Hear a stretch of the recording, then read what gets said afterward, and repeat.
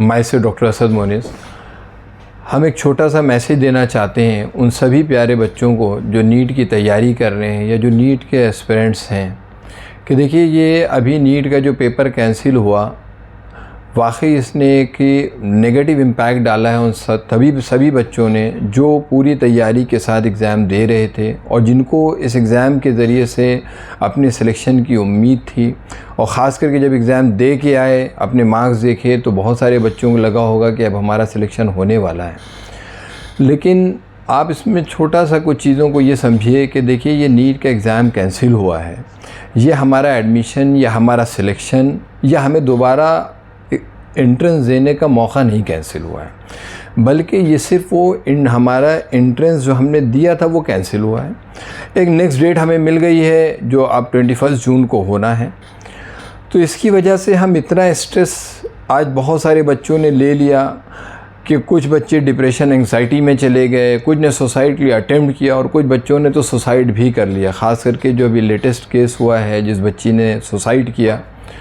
तो इसीलिए मैं आपको एक मैसेज देना चाहता हूँ। देखिए, ये कोई भी लाइफ के, चाहे ये हमारा एंट्रेंस हो या लाइफ के किसी भी एस्पेक्ट्स में, किसी भी फेज़ में हम जो भी हार्डशिप को फेस करते हैं, जिन भी परेशानियों और मुश्किलों को फेस करते हैं, तो वो हमारी ज़िंदगी का हिस्सा है। आप one of the toughest exam को देने जा रहे हैं और आप पूरी तरह से होपफुल हैं, उम्मीद है और कॉन्फिडेंट हैं कि आप उसमें सिलेक्शन ले सकते हैं।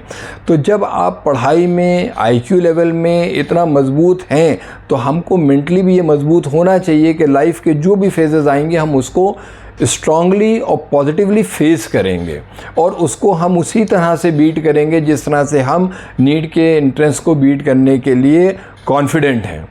और इसका एक एस्पेक्ट आप ये समझिए कि एक बड़ी प्यारी कोटेशन है कि you can rejoice that thorns have the roses और you can complain that roses have thorns.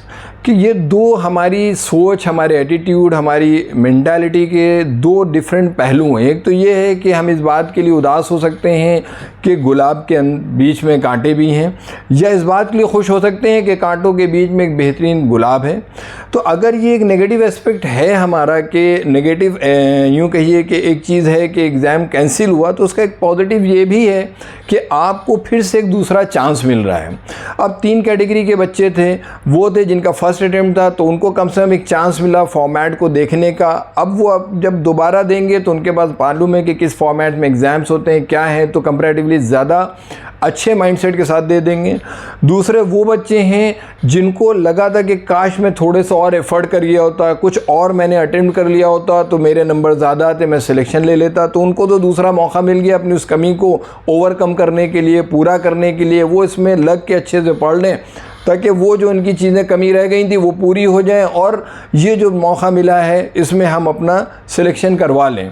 तीसरे वो बच्चे हैं जिनको एग्ज़ाम देने के बाद ये लगा, नीट देने के बाद, कि अब मेरा सिलेक्शन हो गया, जिन्होंने अपने मार्क्स कैलकुलेट किए और देखा कि हाँ अब मुझे कोई अच्छा कॉलेज मिल जाएगा, मेरा सिलेक्शन हो जाएगा। लेकिन जब उनको पता लगा कैंसिल हुआ है तो उनके लिए सबसे बड़ी नेगेटिव न्यूज़ थी, क्योंकि वो तो 100% कॉन्फिडेंट थे कि अब मैंने सारी चीज़ें कर ली हैं, मेरा सिलेक्शन हो सकता है।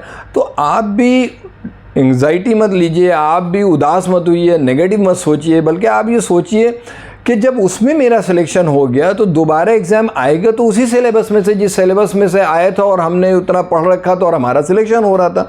तो क्यों आप नेगेटिव सोच रहे कि नहीं होगा, क्यों नहीं पॉजिटिव सोच रहे कि जब हम उसमें एक बार देख के इतने नंबर ला रहे थे और हमें फिर 1 महीने का टाइम मिला है तो हम उतनी और बेहतर अपने आप को इम्प्रूव करके क्यों नहीं दोबारा सिलेक्शन ले पाएंगे।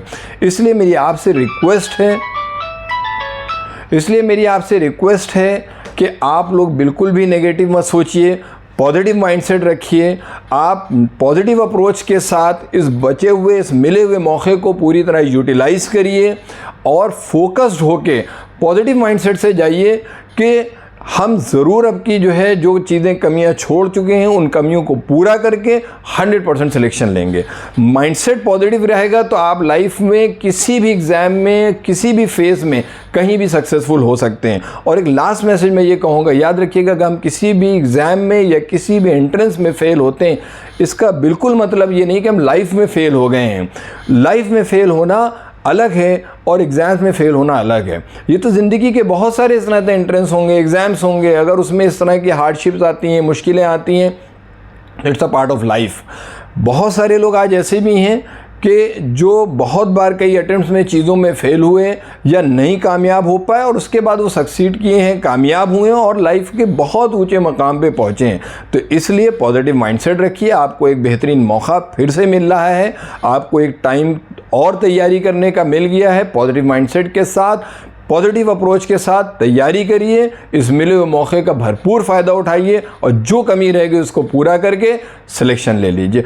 और मैं आप लोगों से एक रिक्वेस्ट ये करूँगा, आप इसको लाइक ना करिए, सब्सक्राइब ना करिए, लेकिन जो भी बच्चे ऐसे हैं जिनको आप जानते हैं जिन्हें नीट का एग्ज़ाम दिया था या दे रहे हैं, प्लीज़ हो सके तो उनके साथ शेयर कर लीजिए ताकि उनके जो अंदर जो नेगेटिव चीज़ें आ रही हैं वो ख़त्म हो जाएं, वो फोकस्ड हो जाएं और अच्छे से एग्ज़ाम्स को दें ताकि सिलेक्शन ले लें। और अगर ना भी हो 1% तो भी वो नेगेटिव ना हो, बल्कि आगे की तैयारी शुरू कर दें और पॉजिटिव माइंडसेट के साथ लाइफ में अपने आप को आगे बढ़ाएं। Thank you so much.